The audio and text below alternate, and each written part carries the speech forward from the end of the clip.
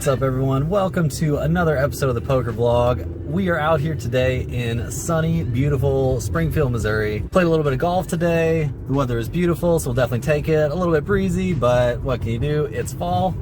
We are about to head to a cash game session here, as you guys could have probably guessed, since most of our videos are cash game videos. We are going to be playing a little bit of 1-2 no limit hold'em. Hopefully we can find another win. We need to bounce back a little bit from our losing session at Downstream. That quick little kind of what was supposed to be a hit and run ended up being a we got hit and then we left and went out to dinner. So that didn't quite go how we had wanted it to, but hopefully this one we can bounce back and make that money back. We're gonna go ahead and buy in for 300, I think, and we are going to be hopping into the action. Right off the bat, when I sit down at this session, I notice something looks kind of weird. We're playing 1-2, but there's at least one player across the table from me who's bought in for $1,000. Now, that's not really what I think when I hear that it's going to be a capped 1-2 game, and then moments later someone else shows up and buys in for 1K. So most of the table is buying in for $1,000. I'm planning on buying in for 300, which is a normal 1-2 or 1-3 amount, but everybody else is buying in super, super deep. I was not prepared for this, and I was not under the impression this was the way the game was going to be. Also, there are two high stakes regulars already in the game, and I hear that another one is about to show up. So we're not feeling too great about this spot, but we decide to stay and at least get a few hands in and see what the action looks like.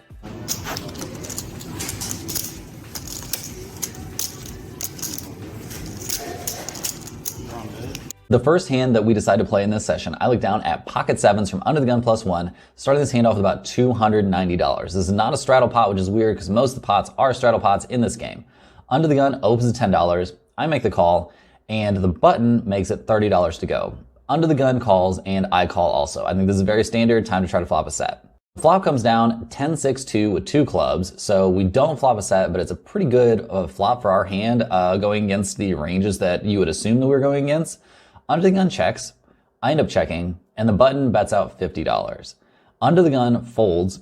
I don't think I can really fold right here. He's gonna have lots of aces and overpairs and stuff like, or not overpairs, lots of aces and overcards, so I think I can definitely make the call here. I do end up making the call, and then we go to the turn, which comes down the 8 of clubs. I go ahead and check again, and the button makes it $100. Now, I don't really know why I've gotten myself into this situation. I should definitely have done something different. If I really am putting him on that particular range that I was putting him on, I should have raised when he bet $50 and made it like 150 or something like that. Yeah, I don't really know. Even if I do that, that doesn't make any sense. So I just got myself into a weird spot. I feel like I'm not in a terrible position. I do have one club, but this other club coming down completed the front door flush draw, so this guy can definitely have all of any imaginable connected clubs here. So I don't know. I end up making the fold. Pretty unhappy with how I played. Feel like I just torched $100 in this hand, basically. Yeah, don't really know. Don't like it at all. You guys can let me have it in the comments. Give me your opinion on this hand, because I have no clue what I should have done. Okay, in this next hand, the game has continued to fill up with people buying in for $1,000. It's just a super deep game, playing much higher stakes than I had expected to be. I am not rolled for this, not really feeling like I should be in this game, as it's not a very good game either. There's a lot of the tougher players that normally play at this location. So I'm not too excited about the way things have been going. I look down at 9-8 suited from under the gun, starting the hand with about $205. The button straddles, this has been pretty standard going on in this game a lot. The small line makes it $10, which is weird and I don't really understand. The big blind calls. He is a super regular, a guy known as like the best high stakes player around here. I call, so we're off to see a flop. Flop comes down, a really interesting and very good one for us. The flop is Queen Jack 10 with 2 hearts. So we flop the bottom end of the straight, so we've got the second nuts right now. Feeling pretty good. I don't think there's any reason to expect there to be a ton of ace king in anybody's range right here.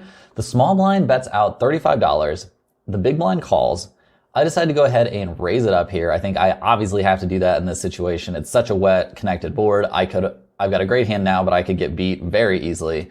I raised it up to $95. So I think I should actually size up higher than this, maybe even just shove. I'm not really sure. I'm in another one of those situations where I don't have a very normal stack to pot ratio. Like I don't have a very normal amount of blinds left in my stack. Anyway, the small blind makes the call and the big blind ends up folding. So we're off to see a turn, which is a very unfortunate one for us. The turn is the ace of diamonds. So now anyone with a king is, just has this destroyed now.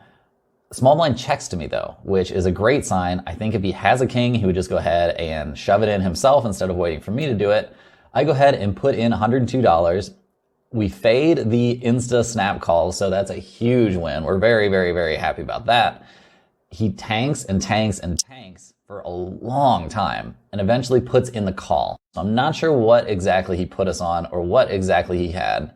The river comes down the two of diamonds, so not an amazing card for us as it completes the backdoor flush draw. I go ahead and flip my card over and this other player mucks his hand. So we take this one down, we get a full double up, more than a full double up even. It feels really good. Don't know what he could have had that he would tank, call and not have us beat. So whatever, we take that one down.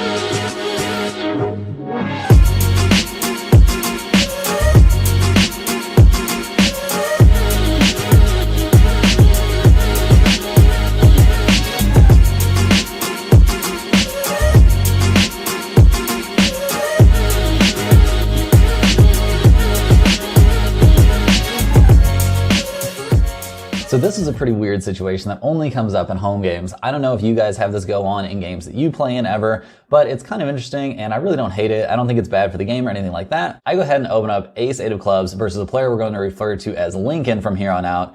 It's the super nice guy who's really good for the game and just cool to have around. We're gonna go ahead and call him Lincoln. Going forward, everybody's saying I should develop some characters for the players without revealing their actual names. So this guy is Lincoln, the guy that we're a big fan of. I put in the open to $15 with ace eight of clubs. After the action folds to him, we're the only two left in the hand. He asks, do you want to just put in $30 and run it? I say, okay, fine, let's do it. He flips over pocket fives. I've got ace eight of clubs, as I said. We don't even have to sweat this one, guys. Flop comes out, ace high. So we're in the lead in this nice little put it in and run it style pot. Turn comes down a blank. River also comes down a blank. So we go ahead and take this one down. Nice to pick up this little bit of a pot, but we're still in a really weird spot. Everybody has a crap ton of money in front of them. The game is playing very aggressive and splashy. Yeah, I'm just not rolled to play actual poker like this. Like this is not, to me, this is not actual poker. This is more like gambling, unless I'm going to be super deep just like these other players are. Unfortunately, I'm not in a position where I can afford to fire off multiple $1,000 bullets. So we are going to go ahead and think about racking up. Well guys, we decided to keep that one short and sweet. It ended up being a much bigger game than we were rolled to play in. It was a full-on 5-10 game masquerading as a 1-2 game. There's a straddle every single hand pretty much, so it was actually playing 1-2-5. It was just too big for us, unfortunately. I think we are maybe winning money in the lineup that was in there, but I'm not 100% sure. Sometimes you gotta know when to pick them up and when you're not in a spot that you can really reasonably take advantage of. So, in for 300, out for 450, a very short session, about an hour and a half or so, but we're gonna go ahead and just get out of here, book this win, and head on home. I hope you guys enjoyed this short little video. If I even make this one into a video, don't be mad at me for it being short. I promise longer videos in in like actually all of my other videos. So yeah, that's it for this one. Please like and subscribe if you like this video or have liked any of my videos. Thumbs up on the video really helps. I don't know why I'm saying video so much, so I'm gonna go ahead and end this. Have a good one, guys. See you next time.